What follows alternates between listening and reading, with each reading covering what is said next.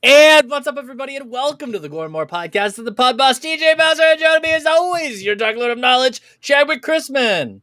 What's up, bitches? And the not-so-mean Fluffmaster Supreme, Big Johnny D. What's up, Gorehounds? And here to protect and serve, Officer Bob. What's up, guys? Today we have a doozy of an episode, but first, it's time for your Slash! Big Johnny D, how did you do? Well, I had a very good week, buddy. Thank you for asking. I'm going to start it off right. We got this fucking sweet-ass shirt, as y'all can see. Yeah, that's why I'm rocking these shades, because it goes with the just of the shirt. You can get those shades are killing me, buddy. I love you. Leave them on. yeah. Not doing the whole episode with no, because I'll get distracted myself just looking in my It's just I know myself too well. But you can go over to our website, projectlouder.net, hit that fucking merch tab, and go get yourself one of these fucking sexy bitches in a multitude of colors. I chose the slate gray. I think it pops, but originally it comes on a nice cream. Yes. And it looks very nice. However, I don't trust myself with very light colors, so yeah. I wouldn't even eat spaghetti sauce, and somehow that shit would fucking be like, what the fuck, dude? How did I get that? 2 minutes into the con. Hey, John, want to try pink sauce? Yeah, right. You know what? And then I'd be like, well, give me that thing, and I would just fucking make a new tie-dye fucking video shirt, and it'd be done. And then guess what for the show? It's homemade shirts by John. Yeah, right. Mm-hmm. Speaking of tie-dye, yeah. John, chill for them as I model. So this weekend, we've been talking about it on the last 3 to 4 to fucking 18 shows. We are going to Steel City Con, and you can go get this lovely shirt that TJ's rocking right now yourself. Or a variation of. Yes. There's a few different versions, and in a multitude of sizes, from small people to big people like myself. So tagless. Come down and talk to us, get a shirt, rep us, and Portion of all sales will be donated to the David Lynch Foundation. Thank you, sir. So other than that, the wife and I upgraded bed size, so we finally went to a queen, and it's fucking awesome because my feet don't hang off the bed anymore. So, you have that problem too, huh? I do. We had a full, and it's just, yeah, man, Okay, now I don't feel bad that we also have a full-size bed, so... No, yeah. Dude. I mean, I was always fine with it just because our room was a little bit smaller, so it just kind of was more to accommodate that, but we were like, yeah, we can go to a queen. Gave the daughter the full because we just got a new mattress a year fucking ago, so... Mm-hmm. It was awesome. That was enjoyable. And let's see, hung out with the family. We went to beach at a state park on Saturday, and it was very reminiscent of Jaws, which was nice to me. And the fact that my old man he's like, man, it just reminds me of the scene of Jaws. I was like, I know, because it's just huge, wide open beach. Everybody's out there just waiting in the water, tons of floatables and stuff. And I'm like, this is just too good of a time. Something bad needs to happen. It feels like it just there needs to be a fin in the water. He's standing there waiting. It's like, somebody's getting eaten by a shark. Yeah, something's gonna fucking happen here, dude. I don't know. I know this is not saltwater by any means, but maybe barracudas or piranhas. I was just about to say. Yeah. But other than that, then a little pool time yesterday, and it was enjoyable. Watched this movie twice actually this time. I didn't get through it the first time. I was a little tired, but watched it again last night, and very excited to talk about it. Chad Daddy, how you doing, brother? Not bad. I had a nice week of work. It was kind of slow, kind of boring. Didn't have a whole lot of orders to push out. What we did get out, we were so far ahead of the game. We had nothing left to do for half the week. So we're just another department's helping out. Aside from that, what else did we do? We got took the kids out school clothes shopping. That was fun. Oh yeah. You said school shopping, dude? Yes. Oh yeah. That wasn't fun. School starting soon. So yes, thank God. Steph needs a break like you wouldn't believe. My son has just been insufferable. Fair enough. But, he's only been around us and, immediate family for over a year. It's about Right, time to get him out there and he needs more contact with other kids. He's pent up. Yeah, he's very pent up. So that's going to be good for him. He's not happy about it, but thankfully they don't have to wear masks in school, just on the bus. Really? Oh, that's not bad. Yeah. Nice. Aside from that, I picked up this handsome devil. Yeah. So I got myself a versus Jason now. Woo! Who's Chad Coleman? That is the illegitimate love child that I and Gary Coleman had. Mm-hmm. Well, who does he look like more? Stephen O got canceled due to COVID, and Chad Coleman's replacing him. Chad. Well, Wait. Oh, I know who that is. From The Walking Dead. Tyrese. Chili from the Green Hornet. And yes, it is Tyrese from The Walking Dead. Once you said Stephen O canceled, I put 2 and 2 together. I remembered him. They killed his character off years ago, but he was really cool. Mm-hmm. Oh, he's also in Grand Theft Auto 4. Nice. But yeah, aside from that, just sitting around playing some Ultimate Alliance 3. He's also the voice of Coach from Left 4 Dead. is he? Yes. Yeah. All right, that's a role I know. Yeah. And he's also Resident Evil 6 Coach. There's a Capcom Valve crossover DLC. Yeah. You got a physical copy of Left 4 Dead? There's a Left 4 Dead Resident Evil 6 DLC. His brain's popping. Dude, I never even. You just blew John's mind. Resident Evil 6 sucked, dude. It was bad. Like, I enjoyed it. Well, for a As much Resident as Evil I game, could. it's bad. It was. Which one was 6? 6 was. The 6 was action before game. they started rebooting everything, and they were just like, "All right, 7's going to first person because 6 6 is was 4 just- stories. That's like 4 chapters each, and it's super action packed, over Dude, the shoulder, like- third. Like, yeah. it's Okay, that's the one I thought. hardcore, just like, yeah. Did you if you played? That's what I thought it what was it? then. Operation Raccoon City. It was Yes! like that on fucking roids, and you're just like, no. This isn't fucking Resident Evil. This is fucking like Army of 2 or some bullshit. Like this is, yeah. Anyways, Good comparison though. thank you. Oh, and Anyway, also Chad the, Daddy, sorry. Anyway, also the wife and I canceled our planned trip to the Supernatural Memento Con in September, so we got all of our money back. So that actually gives me a little bit extra money to spend at Steel City Con. Ooh, Yeah, looking at That's the right. positive. Spend that I like money, it. boy. Not only that, but we're going to take the money that was refunded from our tickets and go to a hockey game in October. Nice, Nice. very nice. Yo, So, we're yeah, gonna find and- Chad Daddy something like awesome that he's really gonna like, but he's like, no, I can't get it, and then we're just gonna pressure him into getting it the whole time. We're like, dude, Oh, I told my wife there's a very likely chance I'll come home with one of those. They have the game systems that are like preloaded with like literally every game. I told her there's always somebody there selling one. I said there's a very good chance I'm going to come home with one of those. don't tell me that, dude, because I might have to do that too. She's like, well, you already have one like those. I said, no, I have one that I can't get a lot of games to work on, and this will have all the games in. Stephanie, And here she is. Do not be a bad. I've been told by many of friends, I'm not a bad influencer, but I am a shenanigator. So listen, if stuff happens, I can't be held accountable. Pistol whipping for all the shenanigans. He's like the little devil on your shoulder that just kind of gives you that little nudge. Right? You're like, he's got a point. You're like that meme from Emperor's New Groove with Kronk. No, he's got a point. That's right. But yeah, so that's basically all that's new with me. Bobby, my brother, how about you? Well, much like you, Chad, I did get a versus Jason, but I got it in a different form. I was a bad boy last week, and there's a toy store right around the corner. Mm-hmm. And I bought the Freddy versus Jason box set in mint condition from the guy. Wait, the one where they're fighting in the cabin? Mm-hmm. Oh, He shared pictures. Didn't you see it? I It's did there. not. Go look back Yeah. in the chat. I was Why bad. That was is the that first- right now That was showing the us? first thing. Well, that caught my eye. because it's already on display in the room. Oh, okay, you fair know, enough. that needs to be remodeled so I could do the show in there eventually. So if that's coming eventually. But so I was a bad boy and went and did that. And then this weekend was just hanging out with friends and family.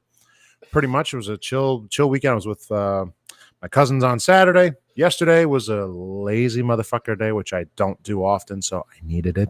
And then last night into today, I was shown pictures, as you guys saw in our group chat we have, of my new Jason mask that is being made for my totally brand new Jason. It's completely custom. Nobody has this mask except for me because, well, we made it for mine. You don't even have it yet. I don't even have it yet. I just have pictures. And Brody, Jesus Christ, Brody, we don't have a big enough table. We only have one. Brody, you need to chill.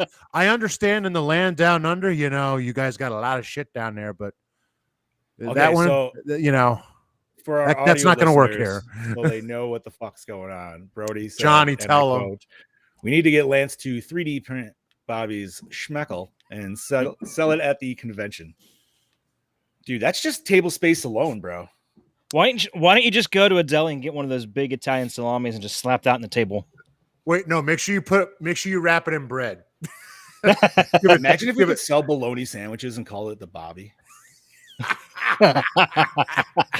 You probably need a food vendor license to do it. But, the bologna amoni. Yeah, the pepperoni roll, but it's just a pepperoni just shoved in the middle of a fucking bread. Wait, hey, croissant roll. Make sure it's like hot bologna or something. You gotta use the hot bologna. It's got to be spicy in Italian. It's got to be a spicy. The sketchiest pepperoni roll you've ever seen, baby. It's but other than that, it's been pretty quiet. So I'm excited to I'll still be working on that, Jason, but slowly but surely it's creeping along because there's no hurry for it right now. But it's all coming together. But other than that, life is all right now. Boss man, give me a rundown. I've been busy this week trying to catch up on all the podcasts because we're going to be busy this weekend with Steel City Comic Con. Look at this, guys. We got boxes coming in and all that stuff because we are prepping. We are full fucking steam ahead with this convention, and I'm excited to meet all of you louder. We can hear the echo again. What's going on? Don't know who it's coming from this time. But anyway, watched a lot of films this week, including David Fincher's Zodiac, and that is just such a beautiful, beautiful film. Shot so goddamn well. Then I also watched a film called In Search of Fellini that was written by the voice of Bart Simpson, Nancy Cartwright. It's actually pretty damn good. This girl, her mother finds out she has some form of cancer, I'm going to guess, and she encourages her daughter to go out on her own, and she falls in love with the filmmaker Fellini. So she goes to Italy in search of him, and she falls in love instead. And when she eventually finds Fellini, it's not actually him, it's the guy she fell in love with at the very beginning, and that was what she was looking for the whole time. Not actually Fellini himself. Pretty interesting film.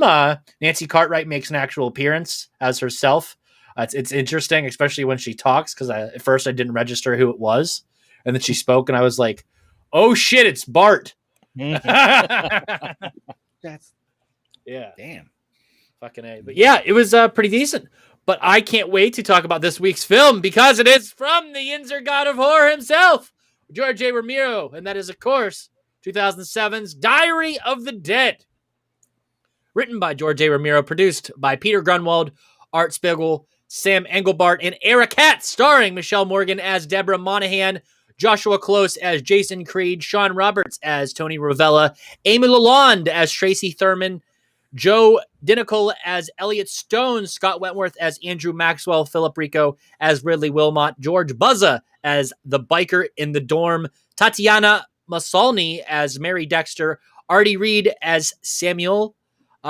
We don't have SPD Blue in there. Really? Yep. Huh. What was his name? I can't pronounce his last name. I can't. Music. I have to look it up. Music by Norman Ornstein. Cinematography by Adam Swicka. Edited by Michael Doherty.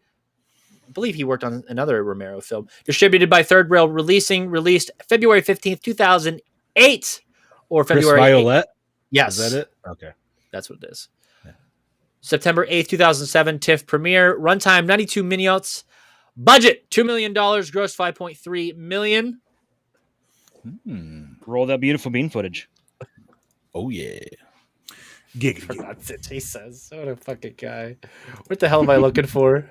Rated alert. Two news agencies are reporting accounts of the dead returning to life. What's that? What was that? You can't talk about it as an epidemic as being an epidemic. What is this about, Jason? This turns out to be a big thing. I just want to record it. Prepared for this sort of failure like government agencies, support organizations. Looks hurt. It's all burned up. The problem doesn't seem to be that people are waking up dead. The dead people are waking up. It's not going down! Shoot in the head! No, please! They're not getting the truth from anybody else. All that news is a pack of lies. I'm dealing with this crisis. Now. You gotta know that this might be bad. I'm trying to get home to my family, okay? Don't bury death. The shooting head. People start running out of food, water, gas. They're gonna start shooting at each other. Trust somebody. What would you do? Kill us? I think about it. Maybe one of them got in already. You're saying they're all dead? Yes. This is a hospital. There's nobody here. This is a time of cruelty. Come on, before we get our asses shot off.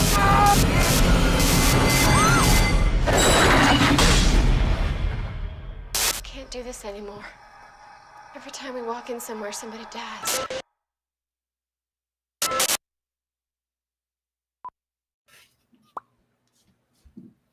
Hey, all right. Did you just watch it, Steve? He says he forgot the plot, everybody. So. It's basically just Night of the Living Dead. You know. Pretty much. Like shit goes awry, and Yeah. but it's Night of the Living Dead from the angle of somebody who wants to get it on camera. And in a contemporary This- set. If this went down in our group, TJ would definitely be the camera guy. I feel he'd be like, "Yep, Yes. Yes. And I hope Chadwick would finish it for me. Oh, so I get to be the girlfriend. Sweet. You're always my girlfriend, Chad. In every scenario, you're my girlfriend, you handsome son of a bitch. yes, love it." All Damn it! right. Now I was gonna put dibs on the guy that gets electrocuted in the bathtub. Oh, fair enough. What a way to go. What a way to go. Which I Action think there. this may be our first bathrobed zombie ever. Yeah. I don't ever remember seeing one ever. So yeah, you're If probably she was a right. woman, That's right, zombie, Steve. her clothes would have got caught on the door jam and fallen off as she walked away. I'll have all my equipment with me, so if it happens, we're ready. Yes, quit monk. Oh, fucking it. So whose pick was this? Who do you think? That's right. I was saying, you gotta ask that question. Yes, it's part of the show. Fuck you. Well, you Not every zombie pick in Romero film's mine, okay?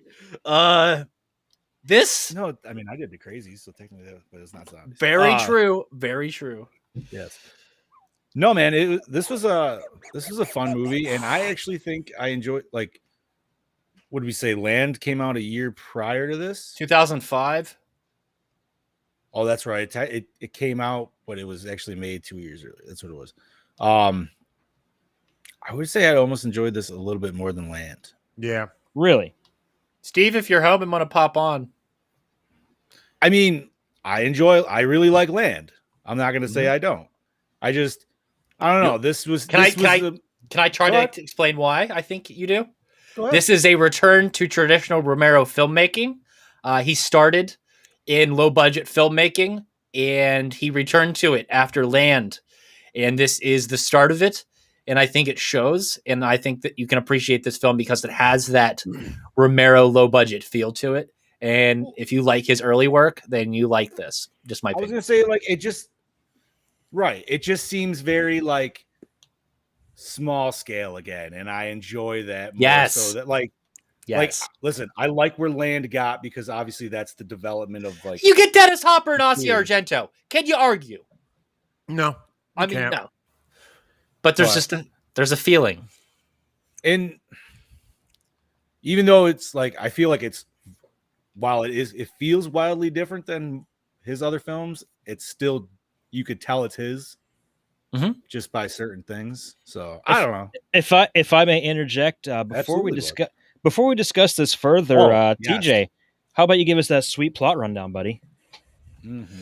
Okay, so Jason Creed and the small crew of college filmmakers are in the Pennsylvania woods making a no-budget horror film when they are hearing the terrifying news that the dead have started returning to life. Led by Jason's girlfriend, Deborah, the frightening young filmmaker set off in a friend's old Winnebago to try to get back the only safety and security they know, their homes. But there is no escape from their crisis or any real home for them to go back to anymore. Everything they depend on, all that they hold dear, is fractured as the plague of the living dead begins to spread. Back to you, Johnny. Short and sweet. I mean, I don't know. It's not an overcomplicated film. No, it's a very simple film, and I think that's why I like it. It's just exactly. I mean, it's not simple as the fact that there's not like levels to it and layers and all that. You know what I mean? Like character development, all that good shit. But within the socio-political themes, there's layers. Yeah, I mean, you still it's making commentary on the way things are 2007. That, and I mean, you got Romero's classic like shit on the army. Exactly. Military, yes. In a couple spots. Yeah, he does not like the military at all. No, by any means. We even get to see Romero in this. Yes. Is he a sheriff? I think I believe so. Yeah. Yes, he was a sheriff. He was the sheriff. Okay, yeah, because he was the one saying it, how it happened, or whatever it was. Yeah, that was cool. I love the inclusion of the Black Revolutionary group. That's just doing their own thing. Yeah, it's so cool. That was those dudes had shit under. I mean, okay, so I'm glad you brought that scene up. So when she was doing the talk down to him, and she's like, "Well, you could either kill us or you could give us your shit." Was she talking down to him, or was she being real with him, and that's what he appreciated about her, and that's why he was so cool with her from then on out? I'm just saying, like, if it's apocalyptic times, I feel like somebody in that group would have been like, fuck that. We're gonna save our shit. But they're not like that. Of all the groups that we come across in this film, they are the most collected, the most calm, and the most logical. Well, I guess that's what throws me off, because normally and to go with this, normally you would probably end up seeing something like that where they would like, nope. And then like maybe one person would survive and they would have like their vengeance bullshit. That would be what would happen in like Walking Dead. Yes. Yes. Okay. Very, very fair point. But no, that was interesting. The hospital scene, I fucking love the whole hospital scene. Like, especially Greg Nicotero, the surgeon zombie. Super fucking rad. And I feel bad for our SPD Blue Ranger, because I feel like he was just like a really likable side character, and he just got like fucked regardless. And I was like, well, that's why he died. He was a likable side character. And I do believe you didn't even see him die. He died off camera. No, well, he dies in the head? bite, but then you see the shot in the head. Yeah. So I kind of I do think at the end of SPD he becomes a Red Ranger. Just saying. Just things I remember. No, that's fine.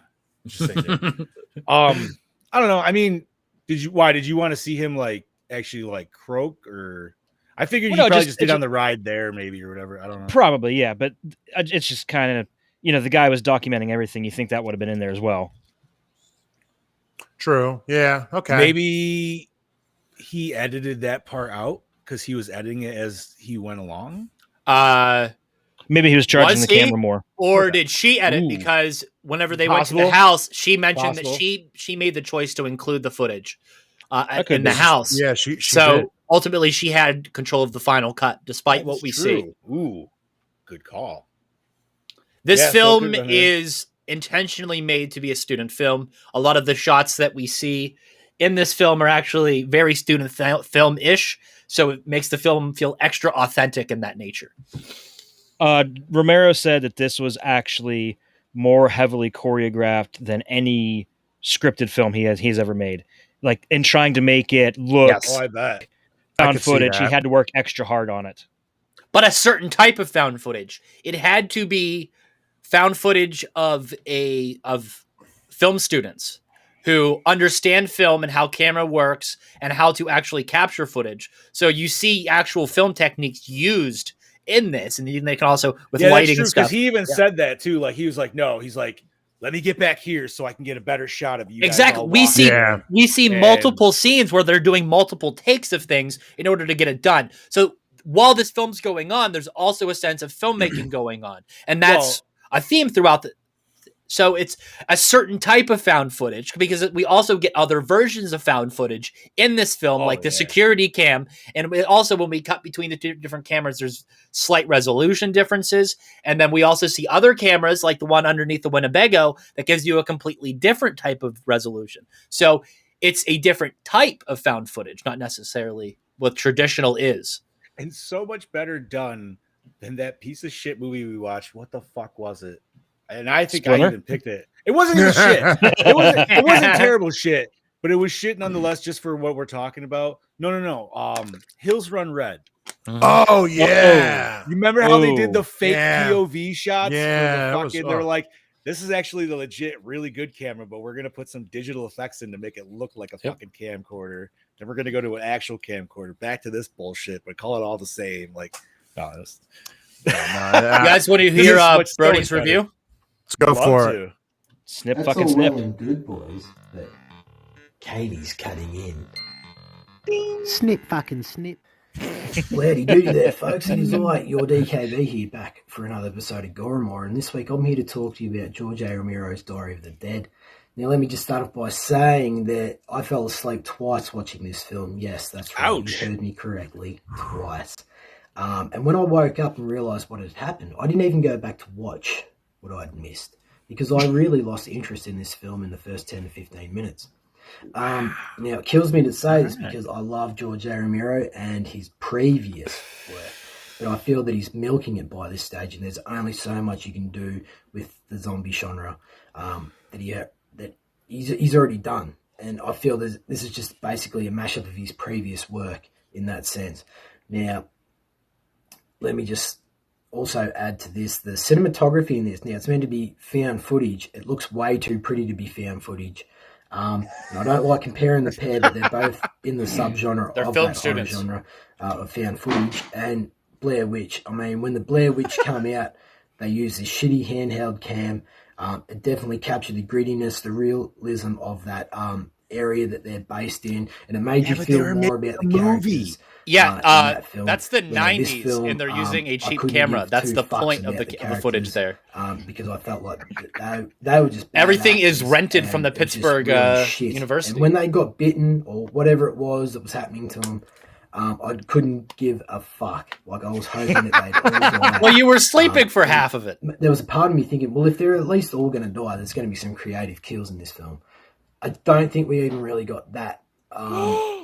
Lies. I guess one, and I may have missed it. I can't really remember, but it was an Amish guy. Acid to the face. Scythed himself in the fucking 3 head to kill a zombie on his back. You see a brain melt. If that's what happened, that's pretty fucking badass. Like I said, I was in and out of this film. It was really hard for me to watch. Now, there's one thing that I feel that Romero got right with this film, and that was the lighting. I mean, if you're going to shoot a found footage film, yes, there were some like really dark scenes, but I think that plays well into that category of found footage because you're obviously not lighting the scene. They try and make it realistic. Okay, hold on.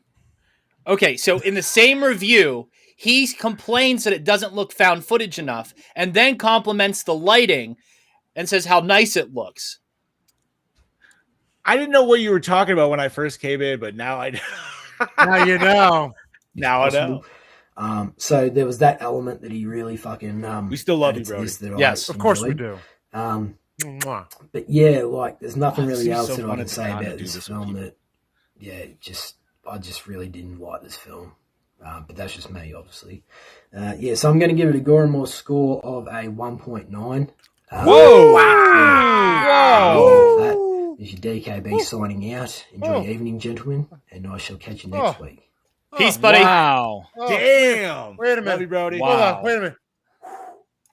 Dude. That ain't right. Now, all right. Can I just say, I've thought Brody was going to go like lowball like that on so many other scores that he is like shit on. Yeah. And he hasn't. But this time. That's kind of a shocker, dude. He threw out a 1 in there. Like, he gave it a 9. But, love you, buddy. That was, all right. We love you, Brody, but. Woo. I got to say, I'm almost kind of leaning towards Brody's take on this film. I didn't particularly enjoy it. I mean, it wasn't awful. I thought it was the weakest of all of Romero's zombie films. I didn't like the storytelling. It's the way it was presented. I get the whole of the film, the film students filming it. What I didn't like was her voiceover. Could have done without that. I didn't like when she would be voicing over something and then it would flash back to something that already happened. You're not watching Romero. You're watching their cut of the film, right? But it's supposed to be student filmish, so those types of amateurish stuff are supposed to be included. Still didn't care for it. That's fair. Okay. It did not work for me on that level. Fair enough. So was that like that was like more like what in the beginning? Yeah, I guess you get in. I remember beginning at the end. Well, there's a couple shots that I think that are complete garbage, but I just attributed it to them making it more of a student film type thing, authenticating it, like the shaky cam thing at transition after they leave the dorm. It's just things like that I'm like, okay, this is a student film. This is them capturing it documentary style, so that they're going to do these weird amateurish stuff to kind of make it look more real. That's what I equate those to. Yeah, you don't have to like it, but I think that that's what the whole point is to make it more real. Just my opinion. By the way, correct me if I'm wrong, but the person, okay, and when he goes into the dorm the first time, or when he goes into the dorm, when he first gets into the dorm, and there's that guy looting and grabbing the TV. Yeah. Buzza. Correct me if I'm wrong, but is that or is that not the guy who did the voice of Beast in the X-Men animated series? It is. It is. Okay, okay. Is it? Yeah. Yes. I thought so. I thought I recognized him. And you can catch a little bit of that in his voice, too, when he's talking. Well, now I feel like I need to watch it again, dude, just at least that scene. The only reason to use Disney Plus is that fucking X-Men thing. X-Men? The X-Men animated series. Love that shit. It's good stuff. It's good stuff. It was good. So, I mean, all right. Listen, I'm not going to say this is Romero's best work by any means. No, but it's decent. But I still enjoy it. You know what I mean? Like, absolutely. I feel it's a good ride. Especially if given the time and the oversaturation of zombie movies at the time. Yeah, especially following up on a found footage zombie movie the year prior with 2006's The Zombie Diaries. This film is much more focused, much more done by a guy who knows what he's doing, by a crew that knows what they're doing. Like I said, a lot of this stuff I feel is intentional because Romero is such an artois and is such far enough along in his career that he knows what to put on screen. I want to feel like this came out in the slew of other movies that were copies or supposed to be sequels to his originals. Mm-hmm. Yes, like there was like a reboot stuff. There was that one. There was like a reboot with fucking Nick Cannon and Ving Rhames. There was also another one. There was another one of with Sig Haig in it. Yeah, the Sig Haig 3D. Yeah, one that was never 3D. There was a lot of all right around this time of like 2005 to 2009. So like this is like right there in the smack dab, and like you got Granddaddy fucking of all zombies making, you know what I mean? Like I feel like it still stands out among a lot of those. I agree with you on that one because it certainly does. But it's entertaining, I feel. I went into it with an entertainment aspect. Did you want to say something else? I went into this with the entertainment aspect. I read up on it a little bit. I'm like, all right, your connection is shitting the bed. Yeah, okay. Thank God it's not just me. Yep, he's lagged out. I'm going to cancel him out.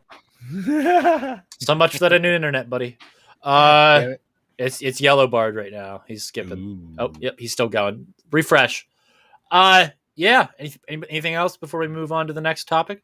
I think we can peek behind the curtains if Chad, you is got ready. any little notes there, buddy? I might have a few. Beginning in the warehouse, when the group is searching the RV for the missing dead body, you can hear a television report in the background. The report is actually taken directly from the original Night of the Living Dead. Excellent. Yes. That's awesome. This begins on the same day as Night of the Living Dead, although the setting has been updated to the present day. The concept for the film evolved from an idea that George Romero had earlier for a Living Dead television series, which also would have begun on the same day as Night of the Living Dead. Excellent. That's awesome. That could have been interesting, but then again, then I just think this would have been, 3 years prior to Walking Dead. That would have been cool if they would have kept driving, because then they could have met all the other people, because they're all driving around the locations of where the other stories are taking place. Well, that's okay. So that was another thing I enjoyed, is like how they kept mentioning like the different areas of like Pennsylvania going through. And I don't know if it's just because it's maybe the found footage style, but it just feels so much. I mean, you guys are from fucking PA. I've only driven through there and like gone to like Hershey Park and bullshit. You know what I mean? Like, but it's like every time they mention Scranton or something, I'm like, oh, I'm gonna fucking drive through there this week. Like, I don't know why. Like, it was just that much more like it just felt that much more like real, just because it's like, oh, dude, I've been to most of these locations where I'm like most Romero films, with the exclusion of land. It's small town setting and it's extremely relatable. And I think that that's why lots of people enjoy his films. It's just because of how relatable they are. So, what if? Actually, I'm sorry. Continue with Chad. So, shot over a period of only 23 days. Oh, really? Hot damn. The documentary within the film is called The Death of Death. This is also the name of George Romero's 4-part miniseries for the DC Comics zombie title Toe Tags. Excellent. That's awesome. That's cool. It's like a pseudo conspiracy documentary within a documentary. Yeah, it kind of is, really. As the film was shot in long takes, George Romero deliberately cast stage actors for their roles. Oh, shit. See, and then that's why the main, I got a weird vibe from her acting at first. And then I was like, no, because some girls actually act like this and have that cold persona. And I was like, she's on point. She's totally on point. She's just being a sarcastic bitch the entire time. and it fits for what she does. Yeah. Well, until the end. Well, yes, until the end, yes. Even before Land of the Dead was released, George Romero was planning a found footage take on the zombie apocalypse. There we go, people. Ooh. There we go. No shit. Despite its freeform style, George Romero found this handycam interpretation required even more planning than a regular film. Yep. And I'm not surprised. I could see that, because you got to act like it's... You got to act like it's found footage. Right, like it's actual natural, like happening. You know what I mean? Like it's not on a set. I mean, they even go as mentioning that cameras that were used or are being used by the film students and really allow you... we'll continue. I'll talk about it. No, go ahead. You have the stage. Go ahead. It will go in with the opening scene question. Oh, okay. I got you. So we talked about some of the voice cameos. I think we had actually started talking about them before we started filming. Yes. Do you guys? Which ones did you guys pick up on? Craven for sure. That's one. King. Mm-hmm. Stephen King. Fuck. No, I can't think of the other one. What was the other ones, Chad? We also had Quentin Tarantino. Yeah, that's it. Tom Savini. Wait, where was? I didn't pick up on Savini. These were like the voiceovers for like the newscastings and shit. Yes, in the scene with the zombie doctors, a voice can be heard on the radio inviting people to aim for the head. This is the voice of Tom Savini. This audio is actually lifted directly from the bonus features of the remake of Dawn of the Dead. Zack Snyder, what you doing? Where were the other ones? I feel stupid as fuck for not even like noticing those. Holy shit! A lot of them they were all voiceovers on the radio. You also missed Simon Pegg from Shaun of the Dead. Also, I don't know if this is a connection. You mentioned a Zack Snyder reference. In this film, they mentioned Shamblers. In Army of the Dead, they also mentioned Shamblers, which is a reference to Romero's work. So, hell yeah. Yeah. Have you I did watched not that yet, Chad, or no? No, I feel Shamblers is a reference to something else too, like a game. I don't remember what the. I've never seen. Oh! Now I remember. It's What? It's used in Quake, isn't it? I don't know, but there were also xenomorphs called Shamblers in Aliens: Colonial Marines. Also in The Last of Us. You played Colonial Marines? Mm-hmm. Chad played everything. I thought that movie was. Dude. I thought that game was good, like dump. I got it for $5 at Five Below. I couldn't turn it down. It was brand new, glitchy $5. as fuck though. Like you were actually able to beat it. It played fine. I enjoyed it. All right. People shit on it because it didn't deliver what they had in the beta test. Like they went and completed the game, and that's why people love to shit on it. You play it on its own; it's a fine game. Is it a masterpiece? No. Is it a fun game where you just walk around shooting aliens? Fuck yeah. Yo, what about that new Colonial Marines coming out? The Fire Squad one. I'm not sure yet. Looks like the Predator game to me. Kinda. It looks like Gears, dude. You look like Gears. Keep going. Thank you. Oh, and Guillermo del Toro also did a voiceover as a radio announcer. Well, thank God you said that name. I almost couldn't spit on. And of course, George Romero was the sheriff presenting the cover up for the footage. Yes. That's all I got. There really wasn't much behind the scenes stuff that I found. Nice.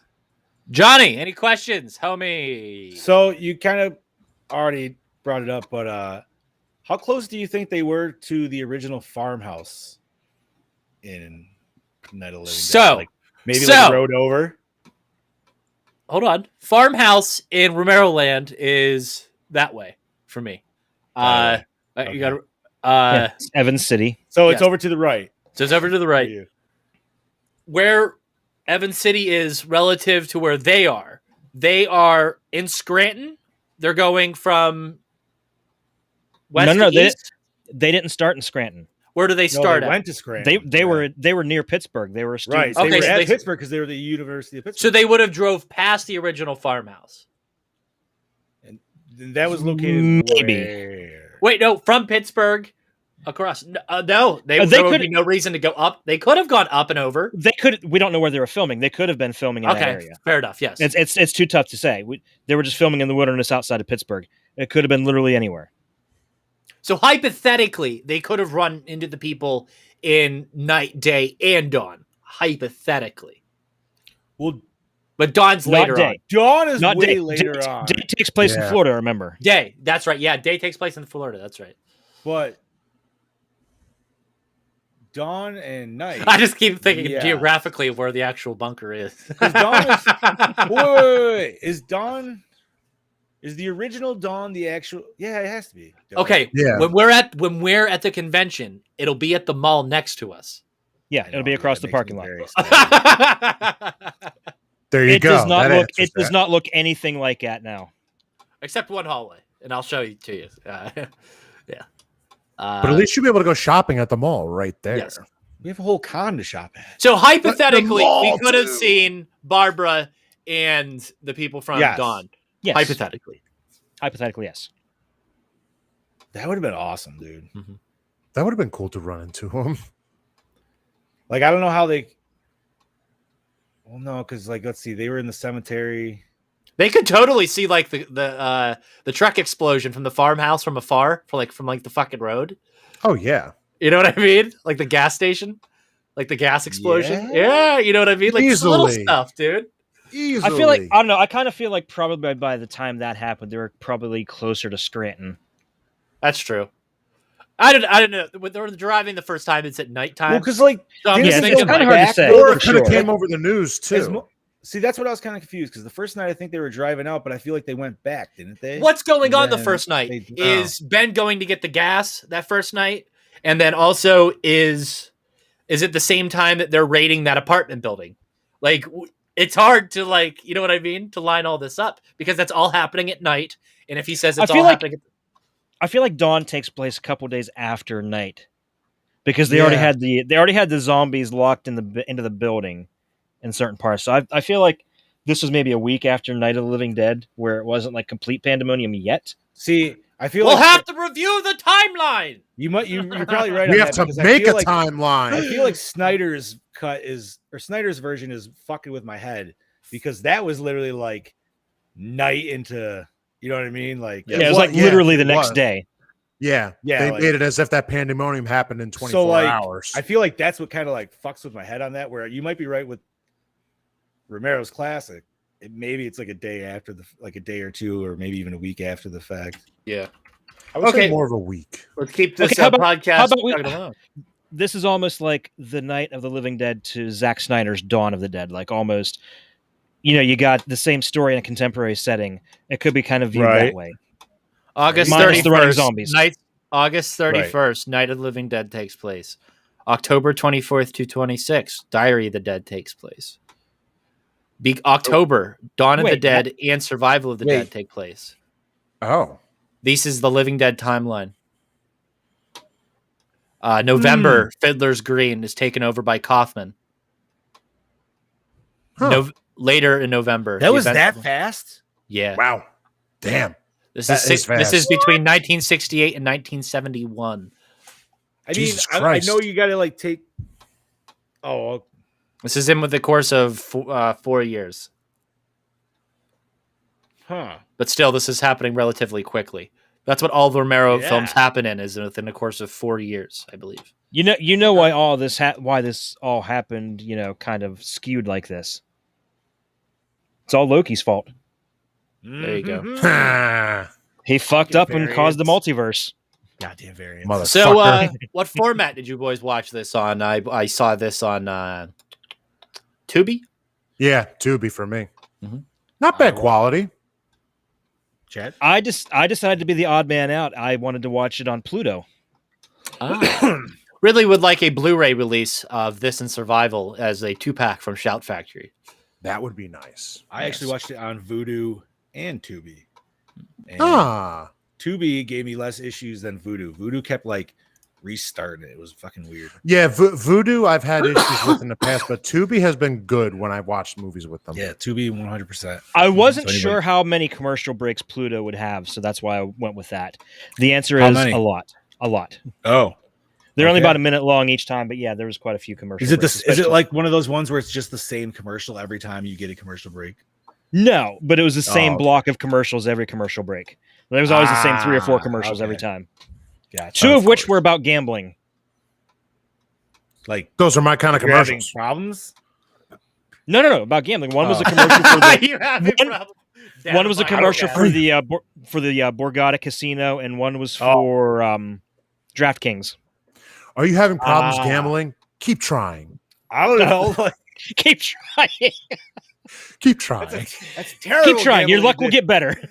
Don't give up. Quitters never got anywhere. If you win $100, you can win $100,000, people. Yeah, keep going. No, if I win $100, I quit. I quit when I'm ahead. Dude, if I take $20, I lose $20. I'm like, all right, cool, I'm done. Yep. Dude, no joke. Our honeymoon, me and Steph went to Atlantic City. Okay. We ended up spending more time on the beach and just walking around the boardwalk. Like, we went to the casinos a couple times, played some video slots. I'm like, this is it. I'm like, I could have done this on my phone for free and wouldn't have lost any money. Dude. So my wife's grandma is like super into it and shit like that. That's cool. Like, that's her thing. But I told her, like, I've gone with her a few times and I'm just like, Grandma, I'm like, these are pretty much like video games now. She's like, yeah. I'm like, you want to go to Walmart? Like, I'll pick you out an Xbox. We'll get you some sweet shit that is like, you don't have to keep dumping money into. She's like, yeah, but I could win money. I'm like, yeah, but how much money do you dump in to win that money? Like, it doesn't usually even out. Whatever. Anyway. Yeah. Douche. The douche of the movie. Camera guy. Almost the camera guy. That's Jason. Jason, yep. Oh, he was a... Guys, we need some help here, but I'm filming, guys. Yeah. Like, how many times did, like, the friends were like, I need some help? Especially, like, the girl. Although I did enjoy... Yeah. When his movie started actually playing out, because I wonder if, like, he got in his head. He's like, oh, shit. He's like, this is actually what I really wanted. Like, I think it's the rich dude in the mansion is the douche. And we got no titties like you wanted. Right. We did. Even though she was playing, she's like, that doesn't make sense. Listen, man. you could say that, but at the same time, like he was almost the smart man. Yeah, he still get fucked, but he was almost the smart man out for the most of it because he just got to go chill in his mansion and. Yeah, Granted, he he was turned like, fuck into this, I I'm don't know. out of here. Fuck you. He was just shit faced the whole time, but obviously he got bit by somebody eventually. Yeah, But- camera guy all the way. I'm with you, Jason. Like it Favorite even got to the kill? point. Oh, Jed. I was just saying, it even got to the point where at one point near the end of the movie, Steph's like, "Oh, there's douche of the movie," and I look at him like, I literally just wrote that down. Nice. Okay, so favorite kill? Scythe. I say I have two. The Scythe, because he literally just went. Yeah, that was just fucking awesome. And then the I other like one, acid to the head. That's pretty sweet. the other one that's my probably pick. makes.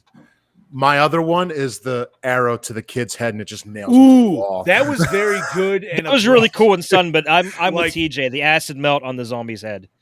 I did like that one too, Because but the other, I like the abruptness of the arrow, and he just goes. Yeah, that was Like, definitely that- like It was very Holy abrupt. fuck. I like that.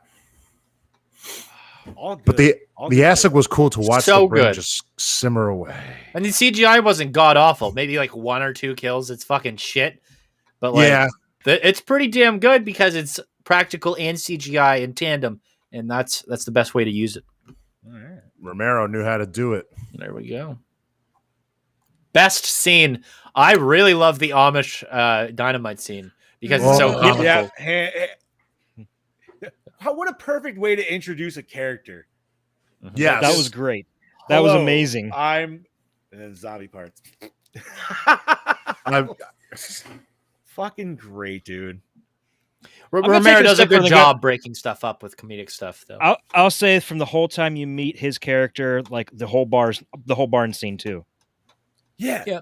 Like that's just great.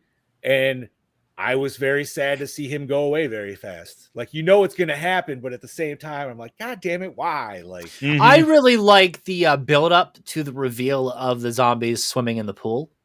ooh, I think that was Oh, yeah. actually shot really well in the way that the dialogue is written. It kind of makes it suspenseful. yeah, that It was makes you tense. very inquisitive of what's actually he did. So Well, yeah, man, because you're just going around tight corners and you're just like any found footage movie, which does that really well. And we've seen a few of them. Quite a few. Like, that really builds up the suspense. You're like, what the like, you don't know if it's going to be a jump scare, if it's going to be a good, you know what I mean? Like, just the way it's like hugging everything. yeah, Yeah, that fuck was. me. I'm still gonna have to go with the whole just the whole farmer scene in general. I enjoy. Yeah. For me, I really enjoyed when they're in the hospital. Ooh, that was I enjoyed was that delish. scene very, very much, especially for the kills, but just the atmosphere of it, like that really made me feel like this is a nice fill to the zombie film. So Dude. I enjoyed that very much, and not only that, the eye popping, nice. like just that whole atmosphere, beautiful, beautiful. And skinny, aggressive nerd dude just taking on the bald zombie man, just stabbing the fuck See out this, of it. and not only okay. This is the one movie where that happens, and then but you don't see him like timid at first. He's just like, "Fuck this!" Like, It's almost dude. like the Friday the 13th Part 4 scene when he's like, I'm stabbing the dude and he's doing nothing. And the guy's Yep. like, I'm getting killed here. He's killing me. yeah, yeah. He's killing me. Who's killing me? But yeah, Poor Rob. but that's definitely my favorite scene. Yeah. Very nice. All right, where are we at next, gentlemen? Did the Opening hook scene. you in? Okay, so the opening scene was a mishmash of footage from other things, and it kind of really sets the tone of the film that things are in a panic and that the media is in a total frenzy and they have no fucking clue what's going on and that they really suck at their jobs. And I think that right after that, we get this introduction to these characters they're filming this movie. And then we get an introduction to what we're about to watch, which is a student film. And it's a student film that is a documentary that was filmed at the end of the world. And then they tell us about all the gear they used, all the people that are involved, and why they are doing this. And I think that it just totally ties everything that's about to come up. It really prepares you for it. I guess it really prepares you for everything that you're about to watch and sets the tone for the film. So I agree with all that. right, so for opening sure. scene, like I didn't know how far you'd want to go. I figured it might just be the news report that we see. Mm-hmm. Which in the thing, it was he shot them and himself, right? Like that's why they were dead in the first place. Like he killed his family and then he shot himself. Yeah. So I wonder how much farther like this dude knew some shit was going on. Like, because I feel like that's probably why he did it. And he was trying to like, you know what I mean? Like go out as a family, then, you know what I mean? That kind of thing. I see where you're going with that. Yeah. Because like, I want to know what the fuck like would turn that guy into doing that. Like, because he must have went through some shit, I'd imagine. So we probably got zombies in that apartment building, possibly. So I like how the one girl just leaves and the Texas music plays. She's like, fuck this. Another comedic moment where she kills the zombie and then knocks the zombie out, runs in the fucking Winnebago and just fucking leaves. She's like, I'm leaving. The chick you. who was like, No, Max, don't mess with Texas. Yeah. And then leaves. So she survives probably, Yeah. as far as we know. It's one of those Romero-isms where we have a character just leave and it's her stories to be, you know. Yeah, man. Determined. I love think it. it's yeah. Like I said, it's a Romero thing, and I like it. She lost her boyfriend, and he seemed like a good dude. He did. And they really loved each other, and yeah, man, she was just getting fucked the whole time. She's had her tips whipped out by another fucking zombie. Some asshole just filming it the whole fucking thing. Literally an asshole filming the whole time. Just a bad couple of days, let's just say. A bad couple of days. Any more comments about the opening scene, boys? No, it certainly hooked me in. I enjoyed it, especially the newscast they were trying to get. So, hottest person, and I said it prior to the show, Sean Roberts is an absolute hunk. Yeah. And I'm going to go with that. And then if you threw that shirtless pitch up, everybody I think would personally agree. I don't know if he was that jacked in this movie. I feel like he was for Wesker, though. Oh, definitely for Wesker, dude. He was fucking huge. But that was like 2013. Maybe not that late. He's in 4 and 5. I know. Yeah, I was gonna say that was. I don't think he's in I don't think he's in 6. Is he? Is Wesker in 6? What the hell was 6? The last one. Wesker's the one where that was where like okay, so. I'm trying to think. 5 ends with Wesker at the White House, right? Yeah. Yeah. So then 6 starts, and then I think Wesker is still in 6, but I can't remember where. Anyways, that's a whole different podcast.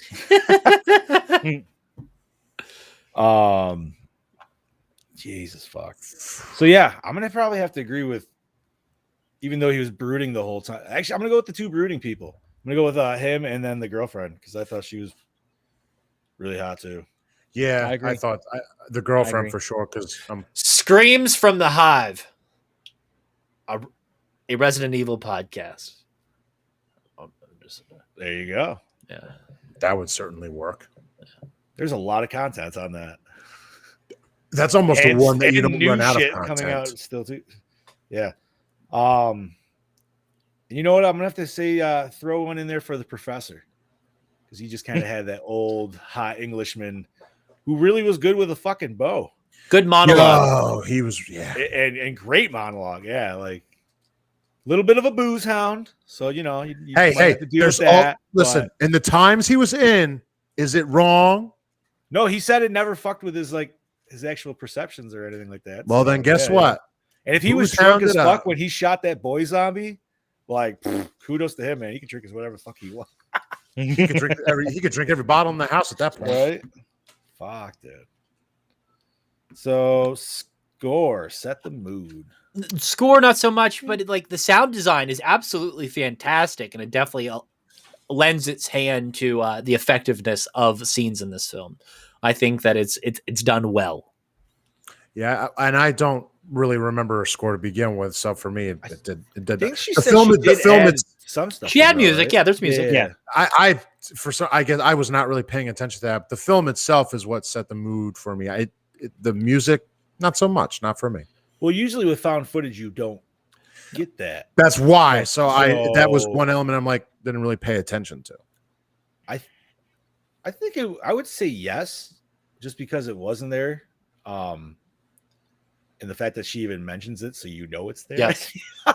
Like is it like super memorable? No. But then again, it's supposed to be a college found footage film. Bingo. Released on the internet. So people like, you know what I mean? Like, yep. She didn't even have to do that. Like, it could have just been like, yo, here's this shit that's going on. Everybody watch.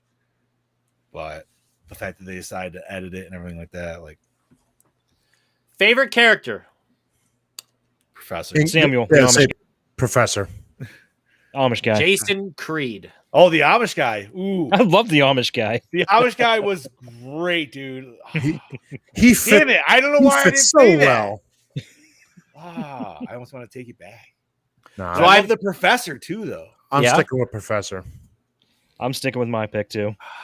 Can't go wrong with Both Samuel. Great characters. Fuck. I'm gonna have to go. It's a tie for me, dude. I can't.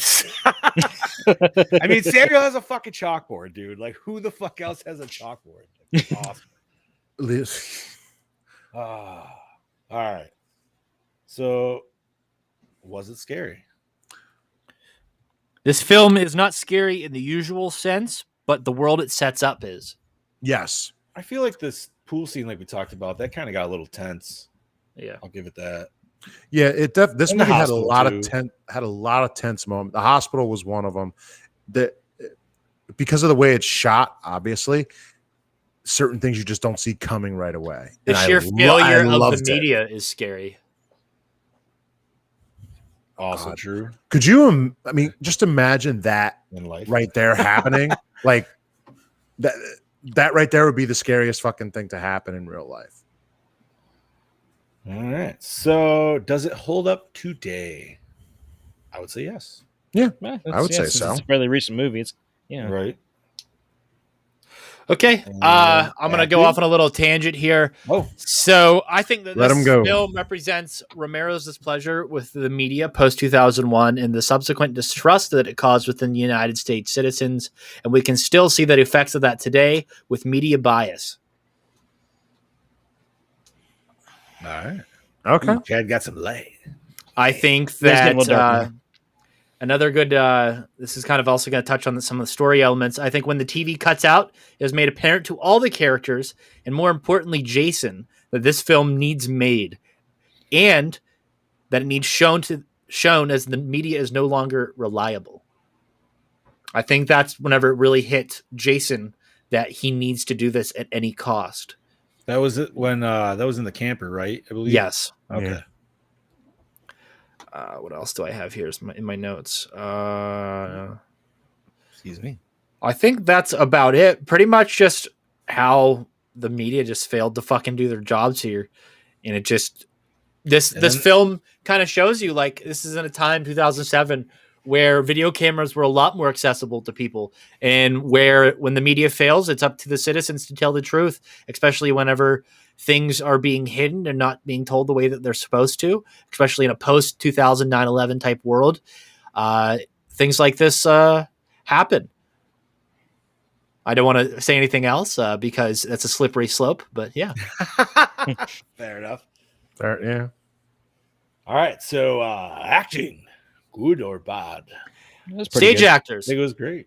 I think they all did great for what they did on the film, for sure. So yeah, 100%. Yeah, nothing ever felt super hammed in. It felt real.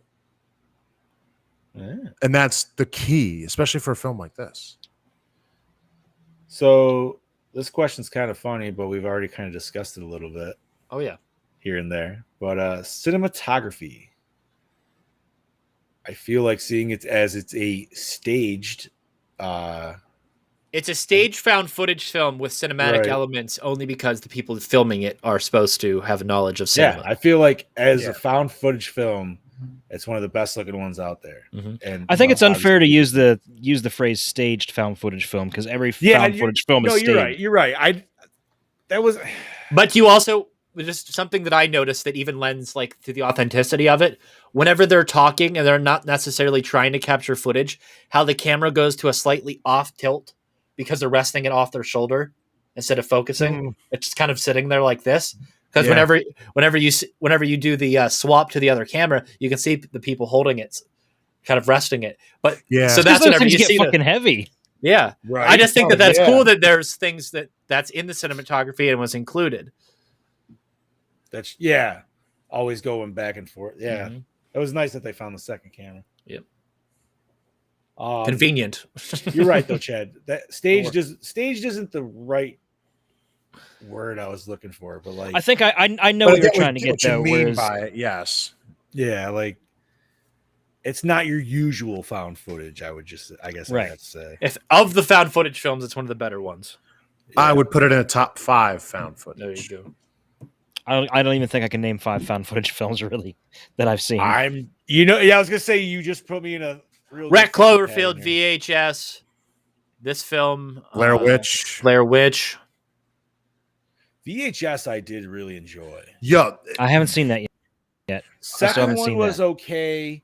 And the first one was I think the film Abduction about aliens is found footage as well. Yeah, I think the Phoenix tapes might also be found footage. Are we talking just general tapes for found footage? Are we talking just general or horror found footage? Anything. I was going horror because Chronicle was really good. Hell House. Hell House. Ooh. What weren't the Poughkeepsie tapes as well? Yep. There we go. We need to watch that. Dude, I'm gonna say Exist, man, and I know you guys haven't watched it, but I really wish you fucking would. Oh, Paranormal Activity. I forgot about that. I've seen all those in theaters. I like those actually. I got that fucking. They're enjoyable films for sure. I still have yet to watch I hate when people shit on them. Sixth one, dude. The fifth one is way better than anybody gives. I didn't see from that the marked ones. The marked ones. Yeah, the marked ones. Yeah, that's pretty good. It's a good the spinoff. fact that shit went full fuck, but it wasn't though. It wasn't a spinoff at all. It went full fucking circle. Yeah, and everybody like forgets that. I'm like, I remember correctly. Like Toby goes and awesome. like haunts a Mexican family, right? Yeah, but okay. At the end of the movie, they end up in the fucking original house from the. That's right, and that's who's down on the stairs when the husband goes down to like when she screams, and then dude, like I was like, I'll be honest with you, I didn't see marked ones forward yet, so. That's if we ever do that Steve film, Steve's gonna be on that fucking review.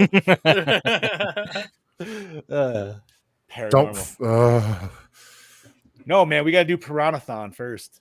Yes, and then we'll do Paranormal-thon. And me mentioning that willed it into existence. Fucking Shout Factory TV is doing Piranhathon. Yes, that's today, isn't it? Wasn't that today? Listen to us. Is it today? I think it was today. I thought it was this week. Oh, I thought it was the weekend. I thought it was today. Wait, no, I'm gonna look. I could be wrong. No, look. Let's talk about premise. Loved it. Love it. Yeah, it's a pretty good premise. It's Night of the Living Dead with Brody said that it just kind of a mishmash of all of his other work, but I think it's more derivative, and I think it's he set the universe with Night of the Living Dead, so now you kind of got to plan stories within that already set universe. So you're going to touch upon things that are already mentioned within that as order to make you feel like you're in that universe. So I think that you can take it like that, but you can also take it as, hey, this is Romero just sinking you even more into the Living Dead timeline. Just like reinserting, like, all right, we're going back into the past and just. This is a completely different type of people. Yeah. This is an alternative 1985, which we created down here. This is the Romero multiverse. That's right. Chad, you were right. It's today, 12 a.m. It's going for 24 hours. Yeah, Piranhathon. But it's a 24-hour marathon of Joe Dante's 1978 and its 95 and remake. The remake. Yeah. Oh, just the two. So they're still missing some. That means we have to one up it, boys. Yes. As we all right. Flying So piranhas. we are on our We are on our triple R's. Rewind. I'm gonna rewind. I would rewind this. I'm gonna rewind it. This was the second time I watched it, and I would totally watch it again. Yeah, this was my first and second time. I watched it twice, so yeah. Nice. See, I watched it when it first came out. Yep, me too. That was Same. I did not. All You boys want to rate this? Let's rate this. Biatch. Let's rate this bitch. Okay, so my scores are going to be high. I'm going to give it a 4. Chad? I'm gonna give it a 3. Didn't hate it, didn't love it. John? 3.7. Give mine a 3.8. Gore Moore score of 3.6 out of 5 for 2007's Diary of the Dead. What did we do for Land of the Dead? Probably something similar. I was gonna say, was that might have been higher? I feel like that might have been. I think that was a little higher. It was 3.4. Oh, it was lower. That was lower. Yeah. Hey, John. Right on par with what you said. I think I kind of enjoy this slightly more than Land of the Dead. It's just a little bit. That literally fits perfect. Better. Fucking A. Full circle. Nice. Yes. Fucking A. So next week we're going out. Yeah. We're going sailing, boys. We're going out to sea. Woo! Taking a fucking Not cruise. under the sea, just taking a cruise. Okay, Oh, so no, it's not Death Ship, right? It's not- right, no. Death Ship. Ghost ship. Ghost Ship. Okay. Ghost ship. So if I watch a film with Nazis, I'm watching the wrong movie. Listen. Yes. Okay. If you Put it to don't this way, hear if you- Mudvayne every 20 minutes, Yeah. you are Okay. watching You got the right wrong one. movie. Or if you see the cover and it looks like a steel ship and not a skeleton ghost, you picked the wrong movie. The covers are the artwork is post art's very similar. I think the same. I could be wrong. I think the same person did. You're talking them, about but- the original artwork, right? Well, no. Okay, Look up the still if on you the look ship. up the movie. Look Death up Ghost Ship and then Death Ship. and then Death Ship. They're basically the I was gonna say same. because there's a new cover on. I don't know who dropped this out. There's a new cover with like the little girl on it and shit. What I'm more The Screen excited about is the next time I see you guys, it won't be on Oh, here. it's Screen Factors. No, it'll be in person. No. We'll be in Just a few person. days. Yes. Unfortunately, except for me, Next time, Bob. Oh, I you will do be look there very similar. in Okay, spirit. nice. Oh, by the way, you know who's in Ghost Ship? Carl fucking Urban. Yes, he is. The man. Fucking He, love Carl Urban. I'll watch him in anything. He is a good dude. He's like, I loved The Rock back in the day, and I still enjoy it. But he was the reason I still love the movie Doom. Yeah, he was Like- awesome. He was the best part of any of the Star Trek, the newer Oh, Star Trek movies. Hands down, dude. Like he was great. Fucking When he nailed came in, bones. his first introduction like scene on the fucking spaceship, dude, when they Mhm. were first meeting at the academy. Oh my god, perfect. Loved it. Like, It's like all I got left is my bones. fucking A. So, I forgot to look up. I was looking up Death Ship, Ghost Ship. Let's see where this bitch is at. I sent a couple pictures in the chat just so you'd be like, oh, now you really see Yeah. how close they are. So it's on YouTube, Google Play, Vudu, all the shebang. It Death doesn't look Ship. like anything for premium subscriptions or anything though. So she's gonna be a renter. Urban as Dread as well, Brody. Yes, I feel like that should have been mentioned. Oh, that was a fantastic movie too. Are we getting a second one? I thought they were talking about it. I've heard so much. Still It's up in the either air. they might get a second one. It might be a TV series. Oh, I don't think want a anything's gonna series. come of Just give us a fuck it. Probably not. Suicide Squad was pretty good. Yeah, I have not watched it yet. I gotta did not watch it yet. I've heard. I know Scoobs really enjoyed it. I wanted to watch it over the I weekend, but we think just got Brody too said busy. he enjoyed it too, right? I'll still watch Justice League over that, but it's pretty fun good. Dude, I watched the Constantine animated movie the other day. That was fucking awesome. Yeah, dude, it's fucking killer. City of Demons, I think it was called. Yeah, that's the second one, right? All I know is he has sex with the version, like the embodiment of Los Angeles or something like that. I was like, what the fuck is going on, dude? Constantine's a badass. That sounds like a very Constantine thing. Oh yeah, it was fucking awesome. Fucking ghosts of entire cities, no problem. Dark Side, no problem. John Constantine, Listen, where you I haven't watched Dark yet because I there's a few I feel like I think I missed before Dark, so I need to catch it. Like, oh my god, the scene where they first go into the fucking house. What's his name's house? Constantine's house? The mansion that can teleport. Yeah. Oh, the House of Mysterious Secrets. Yeah, one of the dudes comes out and he's like, "Is that really Batman on my front lawn?" And Oh, it's wait, just like a meta moment. That was Justice League Dark. Yes. Yeah, okay, I have seen that one. That shit fucking cracks me That up. was great because that's just Batman for an hour and a half, just watching shit he's never seen. He's just going, It's gonna go in the back computer later. yeah, like, God damn but it, then what you is all this- totally see those guys use it later, like all that stuff that he witnesses. He then uses in Apocalypse War to fight Darkseid, like bringing fucking Swamp Thing out and stuff. Okay, sorry. Yeah, I will get there. I'll try to watch it before Con this weekend so we can talk. But like whenever I say, like when John Constantine's like Darkseid, I mean it, dude. Dude, Constantine's a fucking beast, though. He's such a beast. I need to watch the show. I don't know if you guys watched it. I heard good things, but it sucked that it got canceled. I just want the Keanu Reeves Constantine to show up in the multiverse now.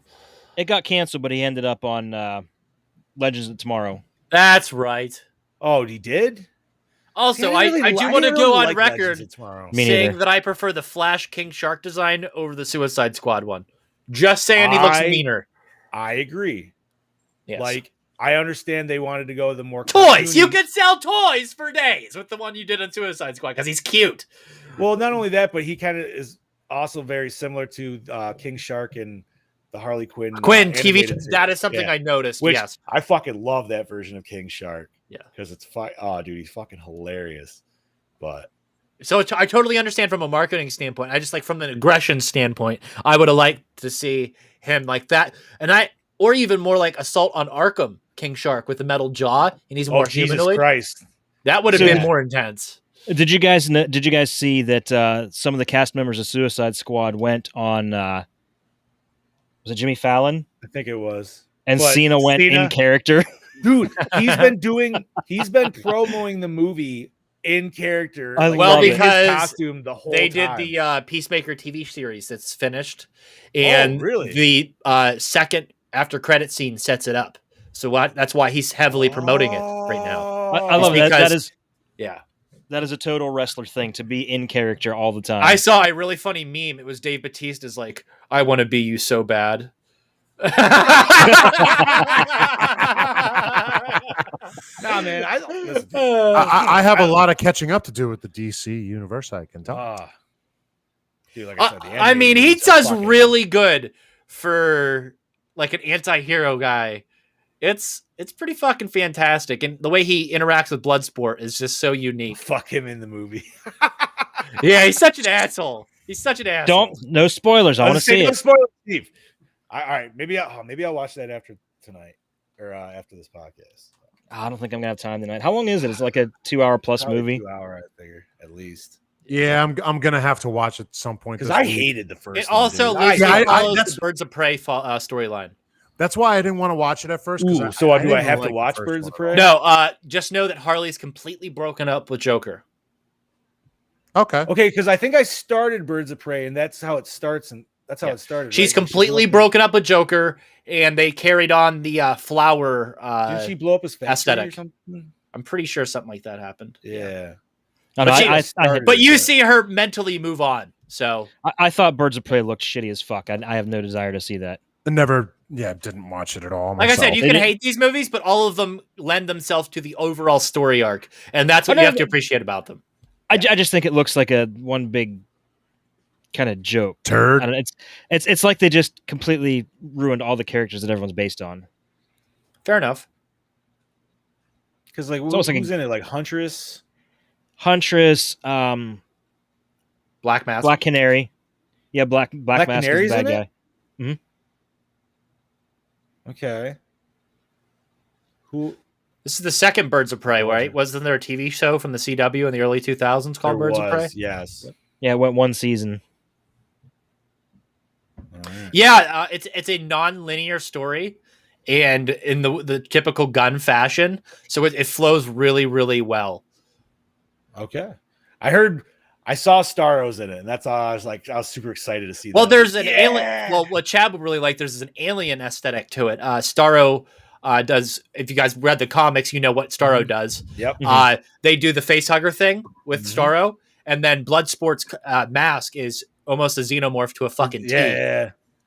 Well, there's that app that you can do the Starro thing, and they were promoting the app too. I saw that shit. But yeah, I was so very happy that they did the whole Starro thing. Fuck yeah, dude.